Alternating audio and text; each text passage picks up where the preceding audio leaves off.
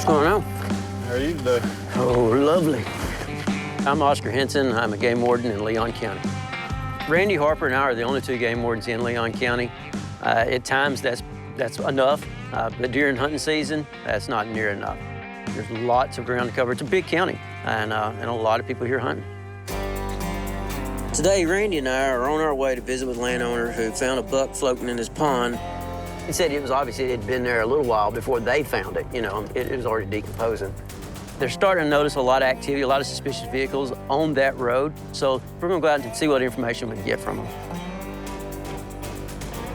How are y'all today? Great, Bubba, yourself? Nah, I'm not gonna complain. So you found a deer. Yeah. And where have you got it at?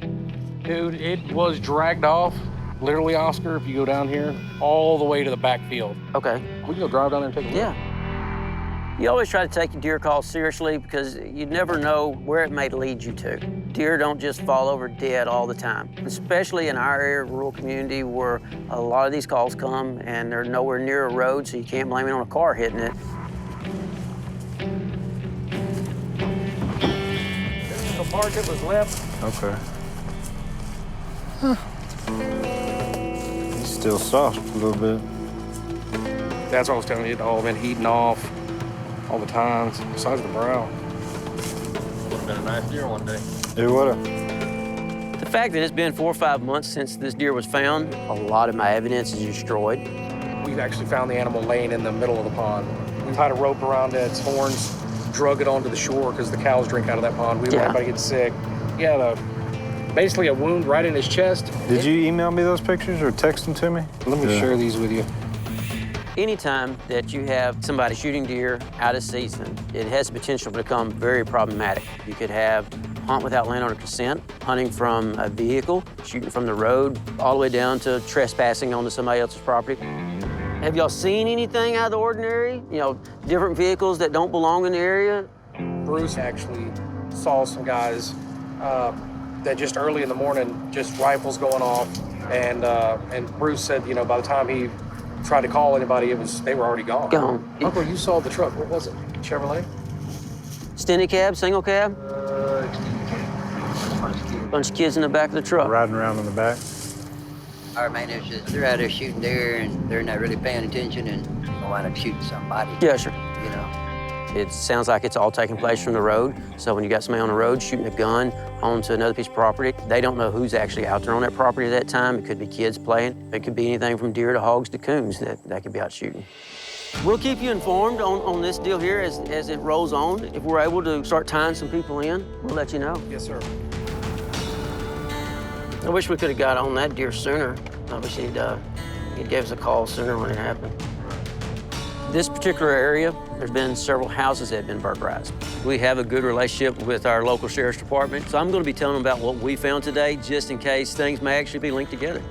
I think it'll be interesting to visit with some of these guys around here and see if there is some strange vehicle. If somebody has seen something.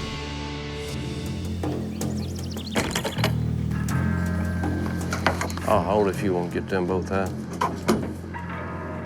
Let's try to work these and see if we can't pick up shell casing or something out of it. Finding a shell casing and any other evidence, maybe a deer in an area that they said they shot a deer, those are the things we need to make this a real strong case.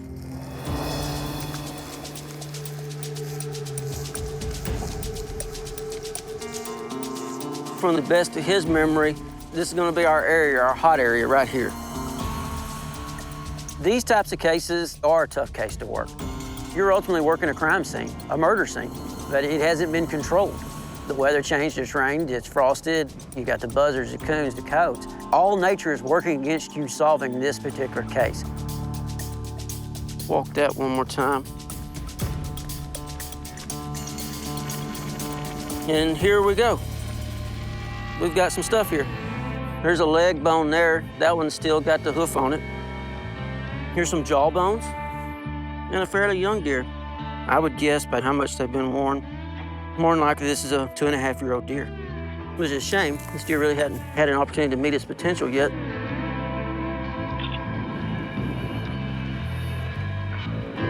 This is gonna be one of the leg bones here. This one here, same deal. Still got some tendons growing off of it. We got a good idea we're in the right spot now.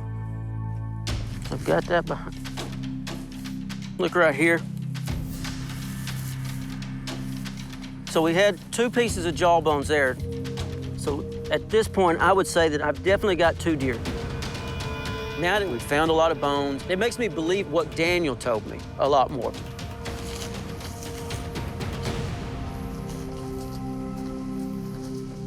Well, this is not exactly what I expected to find, but it'll work. It's gonna be a box of 22 ammo, or an empty box of 22 ammo, which I do know for a fact was one of the guns that were coming into this field. Randy Harper, I'm local game warden here. Is that house right up here? I seen him right up here and shot at him. Yes. Oh, really? We've got another landowner that, strangely enough, he's got a dead deer on his property. Being the proximity of the 2 of them, that's throwing up some red flags for me. I don't like it. I mean, it's against the law. The deer, they're tamed, more or less. They're not used to being shot at. Well, I appreciate it. Thank you. Call if you need something. We now know we've got deer that were shot. It's just a matter of trying to figure out who our players are going to be involved in all this. We'll walk the field. We've found a lot of bones. We've actually found an empty box of 22 shells. We'll take that information. We'll go get some warrants and go pick these other individuals up.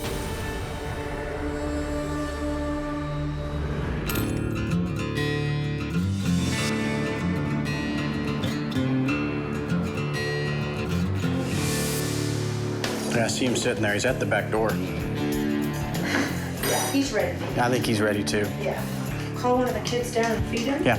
Kaylin, can you feed the deer, please? Hurry, buddy. Hold it solid, baby.